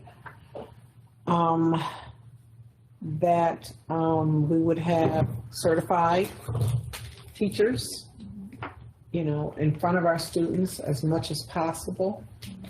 We were experiencing a transportation crisis when I went out that was impacting the ability to have extended learning time opportunities for children in spite of the learning loss that they had experienced coming off of COVID. So all of those were things that I heard that talked about making sure that in every one of our classrooms, we had resources that were meaningful, engaging, and culturally relevant, that, reflected the children, that learning time would be maximized, the instructional teach time would be maximized. the resources would be there, and we would have highly qualified teachers and for our children. So how does this resonate? I think the question then is, in the conversations the board has had, board members have had with their communities, does that resonate with what we've heard from our stakeholders? I immediately went to, when I saw this number one being the first guardrail, I immediately went to some schools have, some schools do not. This is prevalent in this school, why not this school? And that, to me, was what I was looking for in the answer you just gave, and was, do you hear that? Because you broke it down in a way, that's their broad statement, but you actually broke it down in what you said. And for me, I think, number one, I'm gonna bite half of the things you said so that I can respond to community in a much better way. But I think the actual just align resources equitably can just be open to so much interpretation. So this guardrail to me is, it's not confusing, it's just too deep. And how do you make this a guardrail? How does it align when there's so much tied to those three? And what you shared, I'm sorry, is absolutely true. I went to all different zip codes, ENL, West Side, South Buffalo. I met with different socioeconomic status, families, stakeholders, met with students, principals, and the goals that are in the 5 by 2025 catalog, if you will, were really the big ticket things that I kept hearing over and over. And so for this guardrail, whether I was in an affluent area of the city, or if I was in an area where there were very few English as a first language families who were speaking to me, or if I was in an area where the socioeconomic status was very low and there was a lot of poverty, they all expected that no matter what school their children went to, what classrooms, they kind of all want the same thing, which was for their children to have highly qualified teachers who care about them. Their classrooms look a certain way, and that they have every opportunity instructionally to be successful. Can I propose something real quick? So the superintendent will not allow any school in the district to be without the learning and student support resources necessary to meet the needs of each school's specific population. Thank you. I said it the same way. Yeah, I'm just rewording it a little bit. I think it is pretty good. I want to take the back end off it because, again, I do think that goes into your, it's more preaching and statement-y. But I think this one, what you're describing and the things that you just talked about, Superintendent, are probably going to be good, gauges. So what you would do for an interim, some of the things you just spoke about might be a good way to have the board understand that guardrail is being held up. The cultural, yes. Can you read that guardrail again and for the aligned resources equitably? Yes. So the superintendent will not allow any school in the district to be without the,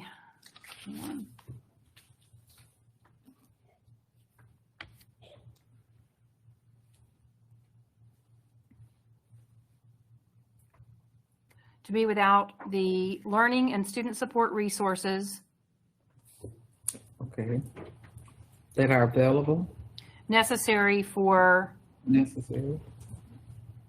each school's student population.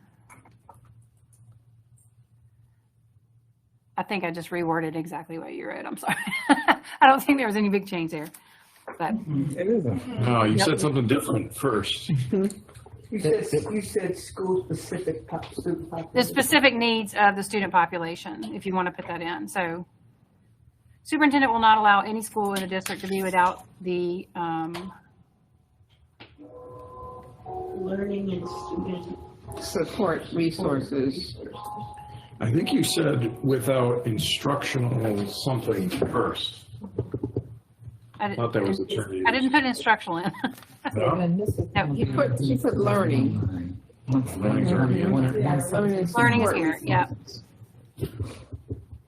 Doesn't mean that this still doesn't get addressed. The necessary learning and student support resources designed to meet the specific needs of each school's population. Thank you. It was, I think, putting specific needs. Yes, yeah, okay, because this is, okay, and the rest of this disappears. Right. Yes, Okay, and now, so it's the same one, it's just adding 2 words in it, necessary, specific and necessary students, necessary, that's what's in here. And the rest we That's it, eliminate. so that's fine. All right, Okay, fantastical. second Okay. one, the superintendent will not allow cultural non-responsivity to impact student experiences or staff effectiveness. Kathy, did you write that down? That's just what it is, so I would, oh, are you talking about the first one? No, I just Okay. wanted to make sure Kathy had Okay. it. Yep, second one, I mean, I would just go with that if, I mean, are you comfortable going with that? Take off the second piece, all students must, because again, you're telling her what to do at that point. So that can be her response to it. But in terms of a board guardrail, the value you're protecting is cultural responsivity, right? Mm-hmm. Okay. Culturally responsive experiences and staff effectiveness. Okay. The student support intervention system.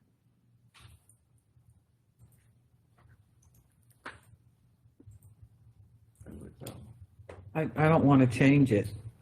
I don't want to remove it, that's for sure. No, but just go back and look at how you stated that goal. Okay, what is, Okay. superintendent will not allow out of school long or short term suspension for students that are not directly aligned. Can somebody tell me exactly what that means? Okay, that are not. Yeah, I don't understand. So I we have understand a it. code of Mhm. conduct document, and it spells out level 1 infractions Mm-hmm. and what's allowable, Mhm. which is usually that students will visit a student support team member, psychologist, social worker, or counselor to, restore and address conflicts. Then there's the level 2, where you may bring parents in for a parent conference. And it's only when students commit certain infractions that an out-of-school short-term suspension can happen at level 3. And if it's a very serious offense, and there's a list of what those are, then it goes up to a level 4, which is a long-term out-of-school suspension. We don't expel, but the most serious thing we can do is the long-term suspension. So for things like if you brought an armed gun or something like that into school, that would be a level 4. So what we were trying to get at is that principals were not giving level 4 consequences for level 1 infractions. Okay. That's how I took it. That's how I took it. Okay, so long or short-term suspensions that don't come under the, so does this sentence say exactly that? Can I offer a suggestion? Yes. So the superintendent will not allow out-of-school long and/or short-term suspensions for students who have not committed a level 3 or level 4 offense, directly aligned to the Buffalo, et cetera. Okay. I like that.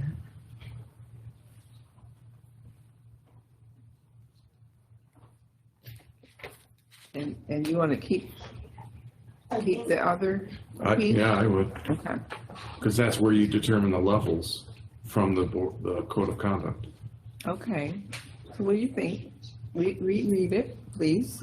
The superintendent will not allow out-of-school long and/or short-term suspensions for students that have not committed a level 3 or 4 offense as defined by the Buffalo Board of Education approved 2023 Code of Conduct document. What if, for me, the code of conduct document, I think, should be moved up So the superintendent will not allow for students that have not committed the level 3, level 4, according to code of conduct document, to be suspended long and short term, instead of like the suspension piece coming first. Like for me, that's confusing because then it's immediately bringing me to the code of conduct before the suspension. You're referring to the code of conduct as to why suspensions happened if you put that first before suspensions. Does that make sense to anybody? Am I just being? I liked the way Larry read that. Okay. I'm not, What you're Never doing, mind. It's just me. It's how never mind. well, what I don't want us to do is change these too much, because it's the exact same thing. She wrote it. All we doing is enhancing it at this point. But when we go back to doing this from our September, June, to June, Jen, then we will have more input and more conversation on stuff like that, because just keep it simple. But does anything need to be in there about the multi-tier system of support? We just talked a beginning about the student support resources, so I don't think we need to include that. That needs to, that's it. Conduct is available for people because you're referencing it, and if they want to look at it, it's there's reference there, and you can maybe add, okay. as where they can find it, but it's right there. What did you say? It ends with code of conduct. Yes. All right, next one. Next. The question about this one, and again, it has to be, like, is this in the school district's purview? So think about in those terms. Superintendent will not allow for the silencing of marginalization or silencing of voices of students, families, and or community at large on supporting achieving the goals of the district. That should be automatic. Explain to me what that means. I'm sorry. Well, that's an automatic process. The superintendent will now allow for marginalized silencing of students or voices. So when I went out and did the listening tour, I heard often that folks did feel that their voices were not heard. That was a big, that the district had not been transparent in things that were happening, and that there had not been opportunities for them to be heard. And, I heard that from business leaders, I heard that from families, and students. And, I met with students not only who were on a roll, but students who had been getting suspended a lot. They had a lot to say. Right. And so they were looking for opportunities where their voices could be heard. Okay, just gonna, But that's let me know if this sounds, that's not an outcome. superintendent will not allow,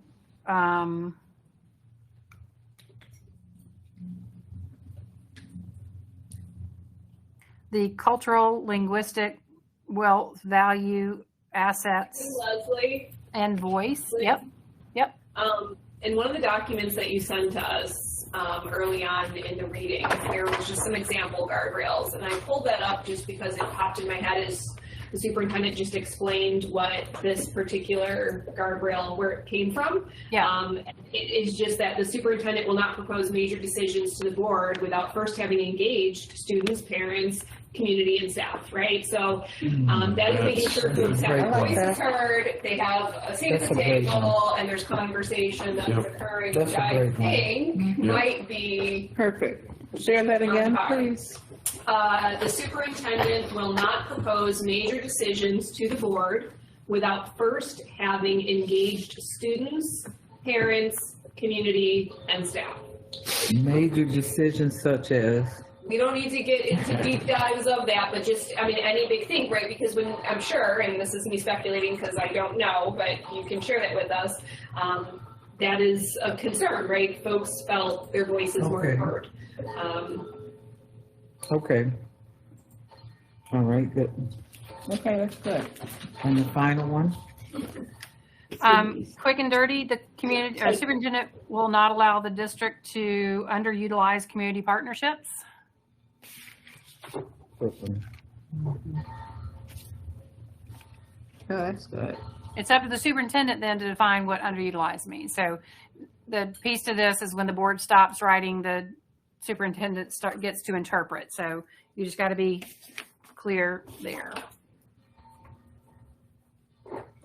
Say it again, please. Leslie, say it again. The superintendent will not allow community partnerships to go underutilized.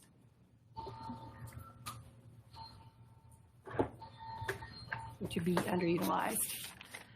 It's been a while since I got out of school. Okay, that's good. Okay, so. Leslie, thank you so much for assisting in the development of the guardrails. Yeah, I do want to talk about next steps real quick. So we've got some holes to plug on the goals, which we'll get with you, Superintendent Williams, and figure out when we can get together and look at just the last couple of years' data trends so we can get those numbers right. The board, y'all have to make a decision about when you're going to come back and finalize this. She needs to get to work clearly on all of this in interims as well. And I wanted to, let's see. We also need to set, and this is just a teeny bit of housekeeping, set a leadership team meeting date. I'll get with Will on that, but I just wanted to put that out there in terms of how we're going to start regularly meeting on this process. So a couple of things is that I appreciate y'all coming to the table on this and sticking with it.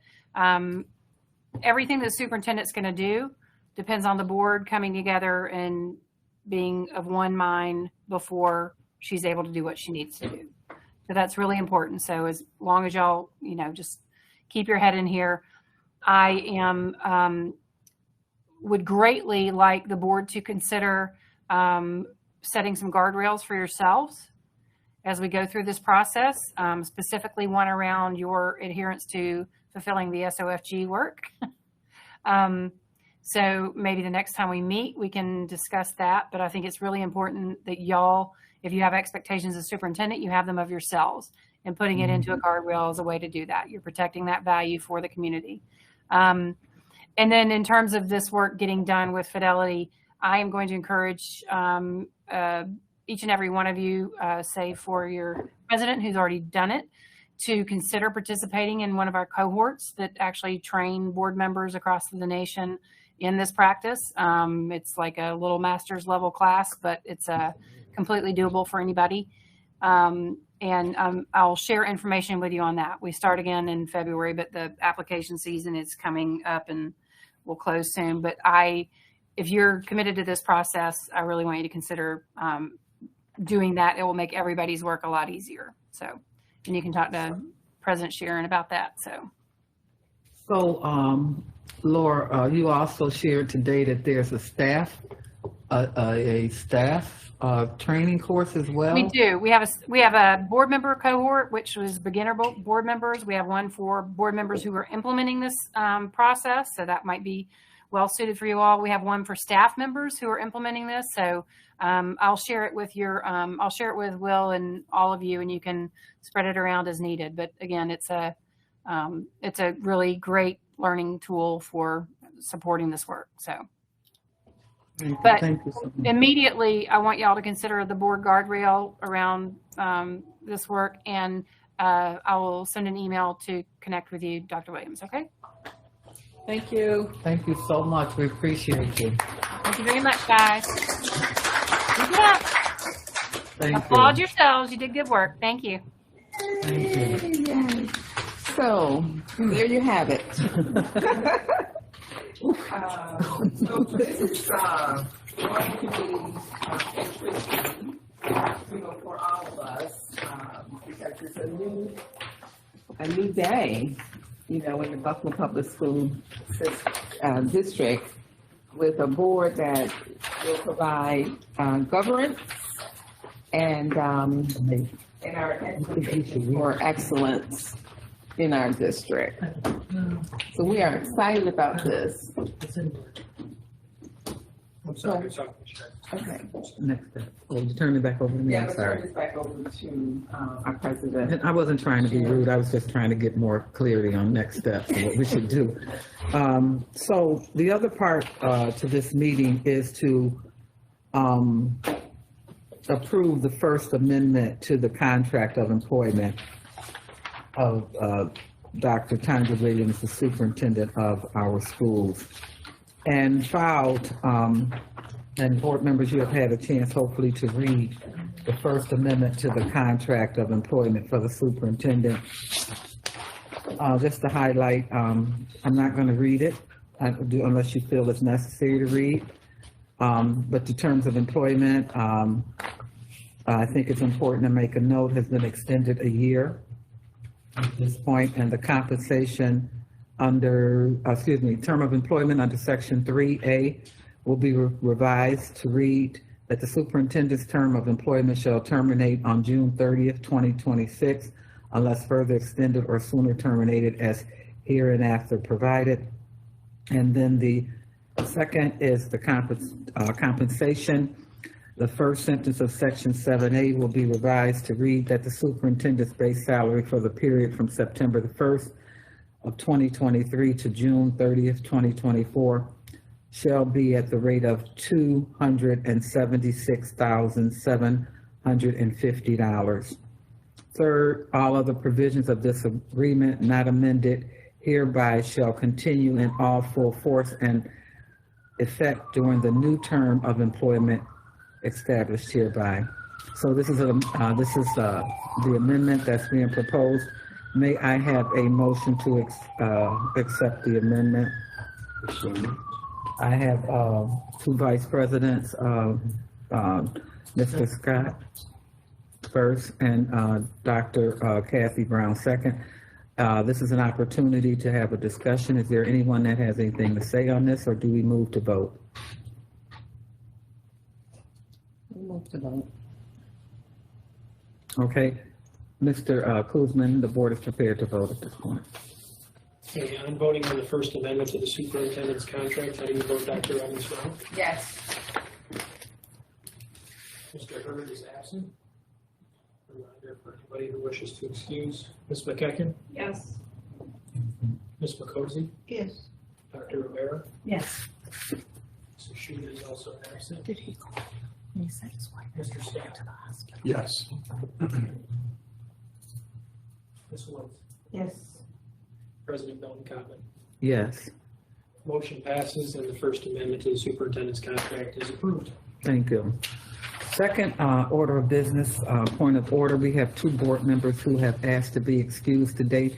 May I have a motion to excuse Terry Shuta and Mr. Terrence Hurd? I saw Cindy, board member Cindy, second Jennifer Clusie, all in favor? Aye. Any exceptions? Okay. The only other thing I would like to bring up at this point is that in a recent conversation, it was suggested that it has been many years since the board has had training, one-on-one training on the responsibilities and the roles of a board member. The suggestion has been made that we do a dinner retreat with our council who handles this, our two councils that will handle this, and that it be done in the month of September. We would go and have dinner and conduct business and receive the training. It is particularly useful because of the roles that we are required, and as fiduciaries, we cannot just do everything that we want to do without having liabilities exposed. And so we did this before, and it's been probably about 5 years since we've done it since then. And so I feel that it's time. So I'm going to ask Dr. Caresses to come up with a date and time. Ideally, might be maybe on a Wednesday night or something. We will have dinner, and we will. It will be sponsored by our attorney's office and Nate and attorney will be there, and Carl Christoph will be there, and we will go over the responsibilities of a board member and what we can and cannot do to make sure that we're on the same page. I'm gonna be on vacation the 5th of September to the 18th. Yeah, I was thinking maybe the 4th, maybe Wednesday of the month. We resume work sessions in September. We resume work sessions, correct? Mm-hmm. But this would be a dinner, this would be a dinner menu, and we would eat and we would talk about it. Typically, the last meeting we did, it was an hour, hour and a half at the most. And we just go over New York State guidelines and things like that, so everybody's on the same page. And 4th week in September sounds good. Okay, so we'll see about that, okay? So just giving you the heads up, that's the recommendation from our legal team in order to move the board further up to the next level they need to be at. Okay? All right, so without further ado, may I have a motion to conclude this meeting? Well, of course, you know whose hand went up first. Cindy. And second by Jennifer. All in favor? Aye. Thank you for your attendance. Good job, everybody. Good job. Thank you. Thank you. Congratulations. Congratulations. Thank you. Yeah. Work. That work to do. Right. Dr. Williams. So, I've been calling you. Give me a hug. You've been doing a lot. You've been doing a lot. She's been holding down for Ebony.